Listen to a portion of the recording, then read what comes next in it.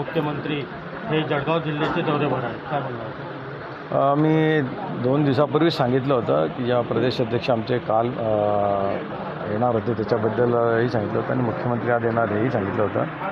जळगाव महापालिकेचं इलेक्शन लागलेलं आहे आणि कालच आदरणीय प्रदेश अध्यक्ष आमचे रवींद्रजी चव्हाण आले आणि त्यांच्या हस्ते प्रचाराचं नाव फोडण्यात आलेलं आणि आज रोड शोसाठी आदरणीय मुख्यमंत्री देवेंद्रजी फडणवीस जळगावला येत आहे. 3 वाजेला रोड शोची रॅली आहे. मोठ्या दिमाखामध्ये ही सगळी रॅली मुख्य भागामध्ये फिरणार आहे आणि जळगावमध्ये ऑलरेडी आमचे 12 महायुतीचे उमेदवार जे इथे बिनविरोध झालेले आहे आणि बाकीचेही उमेदवारांचे बहुसंख्येने विजयी होतील असा आम्हाला ठाम विश्वास आहे. राज्यामध्ये महायुतीची काय परिस्थिती आहे?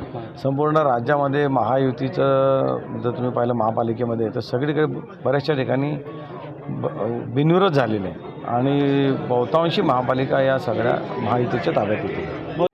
जे आहे विरोधकांनी आपल्यावरती टीका केलेली आहे की यांनी दमदाटी देऊन काही लोकांना हे केलेलं आहे आणि त्यांना माघार घेण्यासाठी हे केलं आहे, म्हणून काय पार्टीचे जे पक्षाचे ते न्यायालयामध्ये गेलेले आहे. न्यायालयाचा जो काही निर्णय येईल तो ठीक आहे, पण मला असं वाटतं की लोकशाही आहे, कोणालाही फॉर्म भरता येतं. एका माणसाला सांगतील फॉर्म मागे घे, 2 माणसाला सांगतील मागे घे, किती लोकांना सांगणार आहे. ही शेवटी याच्या आधी जेव्हा काँग्रेसचं राज्य होतं तेव्हाही तुम्ही पाहिलं तर काही विधानसभा बिनविरोध झालेले आहे, पण तेव्हा काय असं कोणाला दमदाटी दिल्या होत्या का? असं नाही आहे. हे तर फक्त प्रोपगंडा पसरवला जातो आहे. समोर लढू शकत नाही म्हणून काहीतरी वेगळं क्रिएट करायचं, नाव बदनाम करायचं असा प्रकार चाललेला आहे. मुंबईमध्ये 70 जे महानगरपालिकेचे नगरसेवक आहेत ते बिनविरोध निवडून आलेले आहे. यासाठी मनसे हे कोर्टामध्ये गेलेले आहे आणि जोपर्यंत कोर्टाचा निर्णय येत नाही तो ना अधिकृत घोषणा जाहीर करू नका असं निवडणुकीला त्यांनी असं करता येत नाही. अधिकृत घोषणा ही निवडणूक संपल्यावरच होते. तशी फक्त बिनविरोध झाला म्हणजे त्याच्यासमोर कोणी नसतं.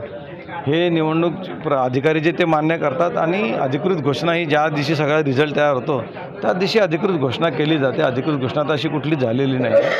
परंतु राजकारणामध्ये जेव्हा आपण निवडणुकीला सामोरे जातो तेव्हा ह्या गोष्टी स्वीकारल्या पाहिजे की त्याला लोकांनी बिनविरोध केलं.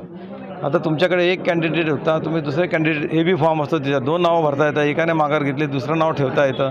या सगळ्या गोष्टी करता येत असतात.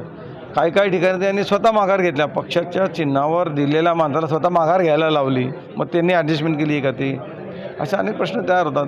पण मी आधी सांगितलं की यांना समोरासमोर येऊन लढता येत नाही आहे म्हणून मग आता बिनविरोध झाले तर मग यांनी असं केलं, यांनी लालच दाखवलं, यांनी धमक्या दिल्या, असं काही प्रकार मला वाटतं ते सगळं थोतांड आहे. जळगाव महानगरपालिकामध्ये महापौर कोण असेल? महायुतीचा महापौर होईल.